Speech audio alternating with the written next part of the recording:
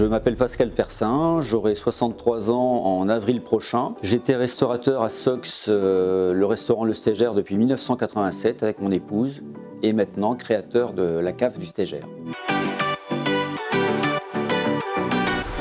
Peux-tu nous raconter ton parcours ? Nous avons eu ce projet en 1986-87. Les parents de mon épouse partaient en retraite, cherchaient à vendre leur commerce de fioul, de charbon. Et cette belle bâtisse qui était le Stégère risquait de ne pas partir, quoi. Et donc tout est parti un peu sur le cadre de cette ancienne maison communale, le Stadhuis de Sox, qui faisait office de café, d'épicerie, de salle des fêtes, la salle de la mairie depuis 300 ans. Donc nous avons eu le projet de créer une taverne flamande parce que le cadre s'y prêtait. Nous étions tous les deux autodidactes, pas issus de la restauration. Nous nous sommes formés, nous n'avons pas cessé de réfléchir à rénover ou rendre l'outil de travail de plus en plus pratique aussi pour accueillir de plus en plus de monde. Et ça a été le cas jusqu'à la cession en 2023. Pourquoi avoir transmis ton établissement ?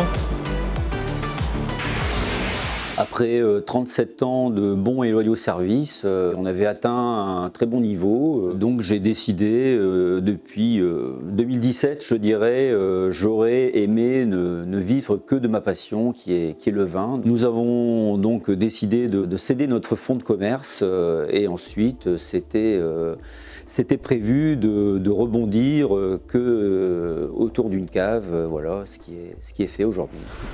C'est quoi ton nouveau projet ?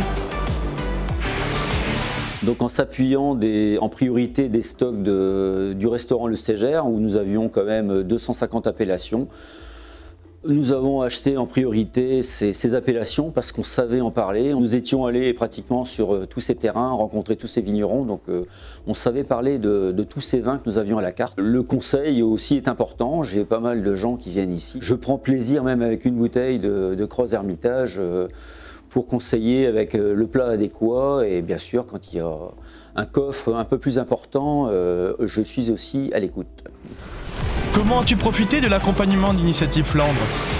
Alors, l'accompagnement d'Initiative Flandre, nous en avons profité à nos débuts pour la création du Stégère en 87. Nous en avons encore bénéficié en 2009 parce que nous avions fait d'énormes travaux, je dirais, d'accessibilité, rénovation de tout le cadre, de tout le matériel de cuisine. Donc ils étaient encore une fois au rendez-vous. Quelques années après, même un petit problème de trésorerie, ils nous ont encore une fois, je dirais, aidés. Et ensuite, pour la création de la cave, encore une fois, Initiative Flandre était présente. Un conseil pour les jeunes entrepreneurs ? Déjà, être très disponible, ne pas hésiter à s'encadrer, ne pas hésiter à toujours se former. Et pour résumer, être généreux et surtout aimer ses clients.